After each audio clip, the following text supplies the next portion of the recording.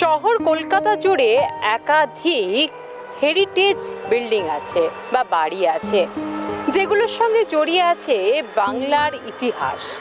আমরা চলে এসেছি সেই রকমই এক বাড়িতে, যে বাড়ি ইতিহাসে জড়িয়ে আছে নানা কাহিনী। যে বাড়িতে থাকতেন বাংলার নবজাগরণের পথিকৃৎ রাজা রামমোহন রায় এবং তার পরিবার। এই সেই বাড়ি, রাজা রামমোহন রায় মেমোরিয়াল মিউজিয়াম নামে, যেটা এখন বর্তমানে প্রসিদ্ধ। 85 রাজা রামমোহন রায় সরণি, এখন যেটা হয়েছে 85 রাজা রামমোহন রায় সরণি, কলকাতার নয়। এই বাড়ি রাজা রামমোহন রায়ের পরিবার থাকত, তার দুই ছেলে রাধাপ্রসাদ এবং রমাপ্রসাদ, তাদের পরিবার নিয়ে এই বাড়িতে থাকতেন। রামমোহন রায় তিনিও বেশ কয়েক মাস এই বাড়িতে ছিলেন। আজ আমরা ঘুরে দেখব এই বাড়ি, জানবো এই বাড়ির ইতিহাস সম্পর্কে, রামমোহন রায়ের ব্যবহৃত জিনিসপত্র সম্পর্কেও আমরা জানব। আসুন ঘুরে দেখা যাক এই বাড়ির কাহিনী।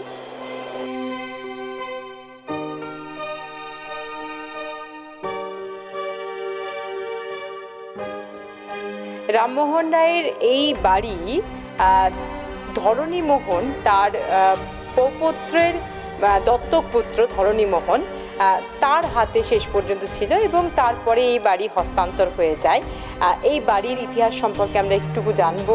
রামমোহন কলেজের প্রিন্সিপাল এই মুহূর্তে আমাদের সঙ্গে আছেন। এবার আপনাদের একটু এই বাড়িটার ইতিহাস বলি বা এই জমিটার ইতিহাস বলি। রামমোহন রায়ের শেষ বংশধর বাস করতেন ধরণীমোহন রায়, তিনি দত্তক পুত্র ছিলেন, তিনি সপরিবার এইখানে বাস করতেন। ধরণীমোহন রায়ের মৃত্যুর পর এই বাড়িটি সম্পূর্ণ পরিত্যক্ত অবস্থায় চলে যায় এবং বিভিন্ন সমাজবিরোধী দুষ্কৃতীদের দখলে যায় এবং এই বিশাল জমি পুরোটা আর কি, প্রায় 72 কাঠা মতো জমি এই অঞ্চলে, সমস্তটাই একটা সমাজবিরোধীদের দখলে চলে যায়। সেই সময় এই আমা স্ট্রিটের এক নাগরিক সমাজ যারা ছিলেন, যুক্ত ছিলেন, একজনের নাম ভীষণভাবে বলছি সুশোভন বন্দ্যোপাধ্যায়, এবং রামমোহন কলেজের সেই সময়কার কর্তৃপক্ষ এবং অধ্যাপিকারা ভীষণভাবে চেষ্টা করেন এই বাড়িটিকে পুনরুদ্ধারের জন্য, এবং কেন্দ্রীয় সরকার এবং রাজ্য সরকার ভীষণভাবে সহায়তা করেন এবং পরবর্তীকালে এই সমস্ত জমিটি রামমোহন কলেজকে অর্পণ করা হয়। এবং তখন তারপরে একটা ডিড হয়েছিল, যে অংশটা বসত বাটি সেই অংশে রামমোহন রায়ের নামে মেমোরিয়াল মিউজিয়াম করা হবে। সারা ভারতবর্ষে এটি প্রথম মিউজিয়াম, রামমোহন রায়ের মেমোরিয়াল মিউজিয়াম। আমরা যে জায়গায় দাঁড়িয়ে আছি সেটাও কিন্তু একটা হেরিটেজ, কারণ এই বাড়ির একটা অন্যতম অংশ। এই সিঁড়ি দিয়ে হয়তো রামমোহন রায় হেঁটেছেন, এবং এই সিঁড়ির একটু ইতিহাসটা। আচ্ছা, এই যে সিঁড়িটা দেখছেন, এই বিল্ডিংয়ে দুদিকে এরকম দুটো সিঁড়ি ছিল। কলেজ যখন বাড়িটা পায় 1987-এ, তখন মানে একেবারে ভগ্নপ্রায় অবস্থা। সেদিনটা আমাদেরও সবার মনে পড়ে, বাদুর চামচিকের মোটামুটি একটা বাস এখানে, এবং তখন বিশেষ অংশগুলো প্রায় মানে ক্ষয়িষ্ণু অবস্থা আর কি। পরিবর্গালোকে নিয়ে যাচ্ছে, বড় বড় ভারী পেতলের সমস্ত দরজা জানলা যা কিছু ছিল সমস্ত সব খুলে নিয়ে যাচ্ছে। তারপর পিডব্লিউডির হাতে পুরো বাড়িটি পড়ে এবং পিডব্লিউডি সংরক্ষণ করে এবং মোটামুটি বাড়িটির পুরনো চেহারা তারা বজায় রাখেন। একটি সিঁড়ি অক্ষত রাখা হয়েছে, আরেকটি সিঁড়ি আর অক্ষত রাখা যায়নি। সেই সিঁড়িটা ভেঙে মিউজিয়ামে যে সিঁড়িটা আপনারা দেখলেন, হ্যাঁ সত্যি, কারণ এটা নিয়ে কিছু বিতর্কও আছে।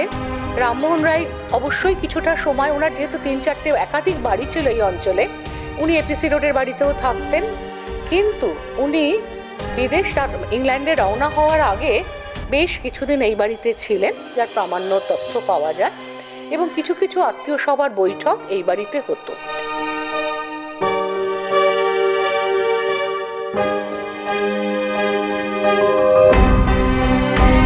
রামমোহন রায়ের দুই ছেলে এবং তার পরিবার এই বাড়িতেই থাকতেন। রামমোহন রায় বিলেত যাওয়ার আগে তিনি বেশ কয়েক মাস এই বাড়িতে ছিলেন। জানা যায় যে এই যে পুরনো হেরিটেজ বিল্ডিং বাড়িটা দেখা যাচ্ছে, এইখানে রান্না হতো, রামমোহন রায়ের জন্য রান্না হতো এবং স্বভাবতই রামমোহন রায়ের দুই পুত্র, তার পরিবার, তাদের সকলের রান্নাঘর এইটাই ছিল। এখানেই পঞ্চব্যঞ্জন বলা যেতে পারে, এখানেই রান্না হতো এবং এখানে খাওয়া দাওয়ার আয়োজন হতো। আর ঠিক তার পাশে এখানে ঘাট ছিল, যে ঘাটে রামমোহন রায় স্নান করতেন। আর এখানটাতে যে লোহার একটা ফ্রেম দেখা যাচ্ছে, দোলনা ফ্রেম, সেই দোলনার ফ্রেমে দোলনাতে কখনো কখনো দুলতেন রামমোহন রায়। সেই ইতিহাস সম্পর্কে আমরা জানবো, যারা এখন বর্তমানে এখানকার দেখাশোনা করছেন তাদের সঙ্গে জানবো। এখানকার ইতিহাসটা বলুন। এটা রান্নাঘর, ওপরটা সার্ভেন্ট কোয়ার্টার ছিল, নিচেটা কিচেন। আর এই দোলনাটার যেটা ইতিহাস সেটা হচ্ছে, এই দোলনাটায় রামমোহনের ছেলে রমাপ্রসাদ এবং দেবেন্দ্রনাথ ঠাকুর স্কুল থেকে আসলে উনি এতে বসিয়ে ওনাদের দোল খাওয়াতেন, তারপর নাগিয়ে দিয়ে নিজে বসতেন এবং বলতেন আমাকে তোমরা দোল খাও।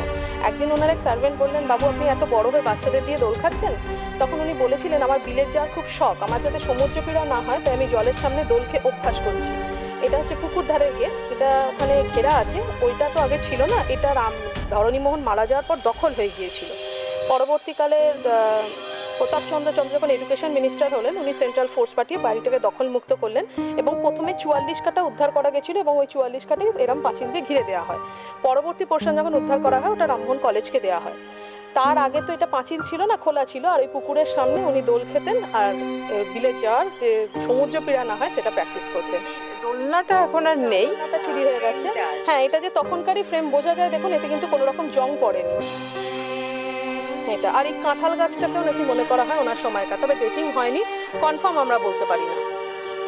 এখানে সম্পূর্ণটা ইতিহাস জড়িত বলা যেতে পারে, যে এখানে রাজা রামমোহন রায়ের জন্য পঞ্চব্যঞ্জন রান্না হতো, এখানে তিনি স্নান করতে যেতেন এবং তারপর দোল খেতেন তিনি, তার পুত্রর হাতে তিনি দোল খেতেন এই দোলনাতে। সম্পূর্ণটাই কিন্তু এখানে হেরিটেজ রয়েছে বলা যেতে পারে। আরও অন্যান্য জায়গায় আমরা যাব এবং সেগুলোও দেখব যে রামমোহন রায়ের এই স্মৃতি বিজড়িত বাড়িতে আর কি কি রয়েছে। আমরা এই মুহূর্তে যে হলটার মধ্যে দাঁড়িয়ে আছি, সেখানে আত্মীয় সভার আয়োজন করা হতো, সাপ্তাহিক সভা হতো এখানে। এই সভা সম্পর্কে এবং এই হল সম্পর্কে আমরা একটু জানবো। এই হল সম্পর্কে একটু বলুন। আচ্ছা, এই হলেতেই বসতো আত্মীয় সভার অধিবেশন, যে সভাতেই মানুষকে যে ধর্মগুরুরা যে কুসংস্কার বোঝাতেন, যে কুসংস্কার শাস্ত্রসম্মত, সেটা যে কতখানি মিথ্যা এবং ভুল সেটাই এখানে অবহিত করা হতো। এখানেই কিন্তু বেদ উপনিষদকে হিন্দি বাংলায় ট্রান্সলেট করে শিবপ্রসাদ মিশ্র পাঠ করতেন, যাতে লোক শোনে এবং জানতে পারে যে কোনো রকম কুসংস্কার শাস্ত্রসম্মত নয়। এবং এখানে বিভিন্ন ছবি দিয়ে রামমোহনের জায়গাগুলো দেখানো হয়েছে, যেমন রঘুনাথপুরে ওনার একটা উপাসনা বেদি রয়েছে, যেখানে বসে উনি উপাসনা করতেন। এটা সেই উপাসনা বেদিটার ছবি।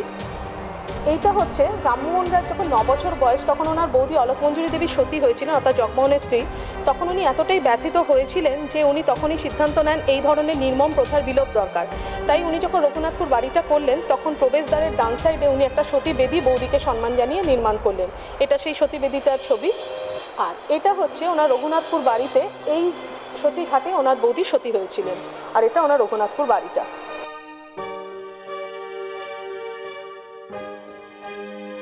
রামমোহন রায়ের বাবার মৃত্যুর জন্য রামমোহনকেই দায়ী করতেন এবং ত্যাজ্যপুত্র করার জন্য মামলা করেছিলেন। রামমোহন মামলাটায় জিতে গেলেও যেহেতু একটা মনোমালিন্য তৈরি হয়েছিল, তাই ওনার অ্যানসেস্ট্রাল হাউস, রাধানগরের অ্যানসেস্ট্রাল হাউস থেকে 1 কিলোমিটার দূরে রঘুনাথপুরে একটা বাড়ি নির্মাণ করেছিলেন। এখানেই বাড়িটা নির্মাণ করার কারণ ছিল, ওর পেছনের সতীঘাটেই ওনার বৌদি অলকমঞ্জুরি দেবী সতী হয়েছিলেন, তাই উনি বাড়িটা নির্মাণ করেছিলেন যাতে কিছু সতীদাহ উনি রদ করতে পারেন। রঘুনাথপুরের অনেক স্মৃতি কিন্তু এখানে ছবি রাখা হয়েছে এবং সতীদাহ প্রথার বন্ধের যে মূল উদ্যোক্তা এবং মূল যিনি ছিলেন, তিনি হচ্ছেন রাজা রামমোহন রায়। তিনিই কিন্তু এই সতীদাহ প্রথা বন্ধ করেছিলেন এবং সেই সমস্ত ঘটনাও কিন্তু এইখানে ছবি আকারে তুলে ধরা হয়েছে। এবং এই যে বাড়ি রামমোহন অ্যানচেস্ট্রাল হোম অ্যাট রাধানগর যেখানে করা হয়েছে, এই বাড়িতে রাজা রামমোহন রায় থাকতেন এবং তিনি রঘুনাথপুরে তার বৌদিকে যে সতীদাহ করা হয়েছিল যে ঘাটে, সেখানে তিনি একটি বেদি তৈরি করেন তার স্মৃতির উদ্দেশ্যে, এবং সেই ঘটনা তাকে এতটাই ব্যথিত করেছিল রাজা রামমোহন রায়কে যে তিনি সতীদাহর মতো কুপ্রথাকে বন্ধের জন্য নানা লড়াইয়ে সামিল হন, এবং আমরা দেখেছি যে পরবর্তীকালে সেই সতীদাহ প্রথা রামমোহন রায়ের জন্য বন্ধ হয়েছিল। এখানে একটা ছবি দেখা যাচ্ছে যেখানে রামমোহন রায় এবং রবীন্দ্রনাথ ঠাকুরের ছবি রাখা হয়েছে, এবং এখানে একটা লেখা যেখানে রবীন্দ্রনাথ ঠাকুরের সিগনেচার আছে, অটোগ্রাফ আছে, এবং রামমোহন রায়। এর ইতিহাস সম্পর্কে আমরা একটু জানবো যে এটার ইতিহাস কি। এখানে লেখাই আছে Rammohan the hero of Tagore. Rabindranath ঠাকুরকে এক অটোগ্রাফের খাতা দেওয়া হয় এবং বলা হয় তার লাইফের হিরো আর হিরোইনের নাম লিখতে। তখন উনি রামমোহন রায়ের নাম লিখেছিলেন। সেটাই আমরা এখানে তুলে ধরেছি। আর এইটার একটা ইম্পর্টেন্ট জিনিস, সেটা হচ্ছে অনেকেই বলে থাকেন যে এই বাড়িতে রামমোহন রায় কোনোদিন থাকেননি। ঐতিহাসিক রমেশচন্দ্র মজুমদারের লেখা রয়েছে যেখানে উনি লিখে গেছেন এখানে রামমোহন রায় থাকতেন। এটা আপনারা দেখুন এখানে, এটাতে পরিষ্কার উনি লিখে গেছেন যে রামমোহন বিলেত যাওয়ার কিছু মাস আগে এখানেই ছিলেন। অর্থাৎ এটা একটা প্রমাণপত্র বলা যেতে পারে। এটাই প্রমাণপত্র যে রামমোহন এই বাড়িতে থাকতেন। রবীন্দ্রনাথের কাছে দ্য হিরো অফ ট্যাগর, রবীন্দ্রনাথের হিরো যেটা জিজ্ঞেস করা হয়েছিল, তিনি রামমোহন রায় নাম লিখেছিলেন, এবং তার একটা কাট আউট কিন্তু এখানে রাখা আছে অটোগ্রাফের খাতায়। রবীন্দ্রনাথের মন্তব্য বলে এখানে উল্লেখ করা আছে। এই মিউজিয়ামে সেই জিনিসটিকেও কিন্তু দর্শক যারা আসবেন তাদের সামনে তুলে ধরার উদ্দেশ্যে এই জিনিসটিকে রাখা হয়েছে। এই বাড়িটি রামমোহন রায় মিউজিয়াম নামে বর্তমানে দর্শনার্থীদের কাছে পরিচিত। তবে এই বাড়িটির যে আসল নাম, যে নামে যখন কেনা হয়েছিল বাড়িটি, অর্থাৎ 1815 সালে রাজা রামমোহন রায় যখন এই বাড়িটি কেনেন, তখন এই বাড়িটি সিমলা হাউস নামে পরিচিত। তার কারণ এই যে এলাকা, এই এলাকাটিকে সিমলা নামে পরিচিত, তাই সেই এলাকার নাম অনুযায়ী এই বাড়ির নাম সিমলা হাউস। আর সেই নামেই তখন সকলের কাছে জানা ছিল এই বাড়ির ঠিকানা, অর্থাৎ সিমলা হাউস নামেই পরিচিত ছিল এই বাড়ি। আমরা এবার মিউজিয়ামের যে ঘরটিতে প্রবেশ করব, সেখানে রাখা আছে রামমোহন রায় এবং তার ছেলেদের ব্যবহৃত বেশ কিছু জিনিস। প্রবেশ করার পরেই দেখা যাবে একটা গোল টেবিল, যে টেবিল এবং তার সংলগ্ন যে চেয়ারটি রাখা আছে, সেই চেয়ার কথিত আছে যে রামমোহন রায় এবং তার ছেলেরা এই চেয়ার টেবিল ব্যবহার করতেন। তার পাশে একটা ল্যাম্প রাখা আছে, সেই ল্যাম্পও ব্যবহার হতো। তখনকার যুগে যেহেতু ইলেকট্রিসিটি বা এরকম ফ্যানের হাওয়া তেমন ছিল না, তাই যেভাবে হাওয়া দেওয়া হতো কাপড়ের টেনে, এবং সেই পদ্ধতি, সেই জিনিসে ব্যবহৃত আছে। পাশাপাশি রামমোহন রায়ের ব্যবহৃত এবং তার হয়তো ছেলেরা বা ছেলের পরিবারের লোকজনরা ব্যবহার করতেন যে এসরাজ ও বা অন্যান্য যে সমস্ত বাদ্যযন্ত্র, সেগুলো কিন্তু রাখা আছে টেবিলের মধ্যে। দেওয়ালের মধ্যে একটা আয়না দেখা যাচ্ছে, এবং সেই আয়নায় হয়তো রামমোহন রায় নিজের মুখ দেখতেন। দর্শক বন্ধুরা হয়তো আমাকে এই মুহূর্তে দেখতে পাচ্ছেন। এই আয়নাতেই রামমোহন রায় এবং তার পুত্রদের যে পরিবার, তারা হয়তো এই আয়না ব্যবহার করতেন। সেই আয়নায় এখানে রাখা আছে, অর্থাৎ সেই ঐতিহাসিক আয়না এখানে ওই মিউজিয়ামের মধ্যে রাখা আছে।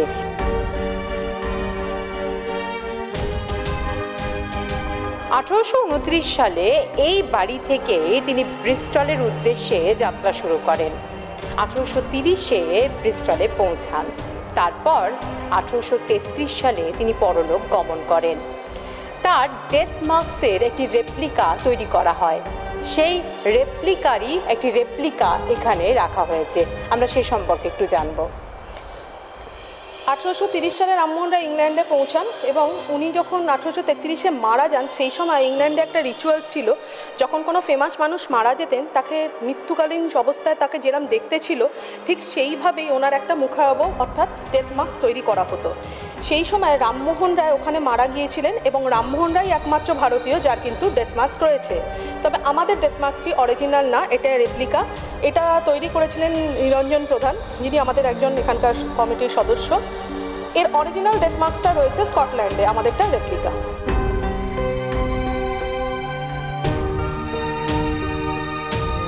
আমরা মিউজিয়ামের আরও একটি গ্যালারিতে চলে এসেছি, যেখানেও ব্যবহৃত বেশ কিছু জিনিস আছে, রামমোহন রায় যে সমস্ত জিনিসগুলো ব্যবহার করেছিলেন, এবং পাশাপাশি একটি মডেল তৈরি করা আছে, যে মডেলটি হচ্ছে দেখতেই পাওয়া যাচ্ছে যে রামমোহন রায় রঘুনাথপুরে তিনি যে বাড়িটি তৈরি করেছিলেন তার যে ভগ্নাবশেষ আছে সেই ভগ্নাবশেষের টি তুলে ধরা হয়েছে মডেলের মাধ্যমে।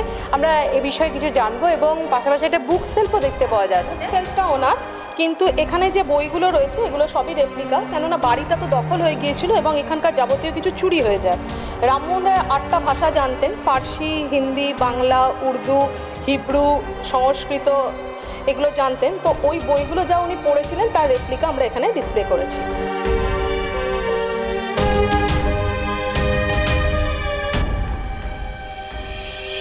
এখানে অনেকগুলো গ্যালারি আছে, যেখানে বেশিরভাগ গ্যালারিতেই রামমোহন রায়ের ব্যবহার্য জিনিস থেকে শুরু করে নানা রকম বইপত্র, কাগজ সমস্ত কিছু রাখা রয়েছে। এই মুহূর্তে আমরা যে গ্যালারিতে এসেছি সেখানেও যেমন দেখা যাচ্ছে যে রামমোহন রায়ের ব্যবহৃত পোশাকের প্রতিরূপ একটা রাখা হয়েছে, পাশাপাশি একটি চিঠি রাখা হয়েছে। এই সমস্ত বিষয় সম্পর্কে আমরা জানবো, এই বিষয়গুলো যে এখানে যে একটি লেটার আছে, পাশাপাশি এই যে ছবিটা, এই ছবিটা সম্পর্কেও আমরা জানবো। এই ছবিটা রামমোহন রায়ের অরিজিনাল ছবি, যেটা আমাদেরকে সুখময় বোস ওনার ওয়াইফের মেমোরিতে আমাদেরকে ডোনেট করেছিলেন। এই ছবিটা দেখুন, অন্যান্য রামমোহনের যেসব ছবি আমরা দেখতে পাই তার থেকে কিন্তু পুরোপুরি আলাদা রয়েছে।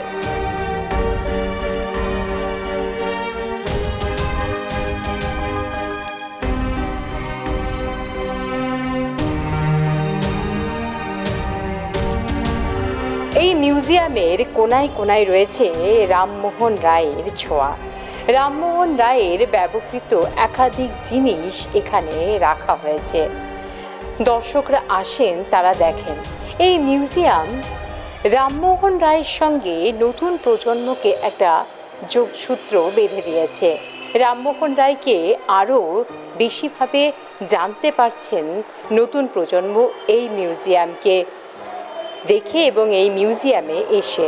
তাই এই মিউজিয়ামকে যাতে ঠিকভাবে রক্ষা করা হয় সেদিকেই কিন্তু নজর দিয়েছেন সরকার, যেমন তেমনি এই মিউজিয়াম যাতে ঠিকভাবে পরিচালিত হয় সেদিকেও কিন্তু নজর দিয়েছেন এখানকার পরিচালন সমিতির প্রত্যেকেই। ক্যামেরায় প্রশান্তি সাহার সঙ্গে নাজিয়া রহমানের রিপোর্ট, আর প্লাস নিউজ, কলকাতা।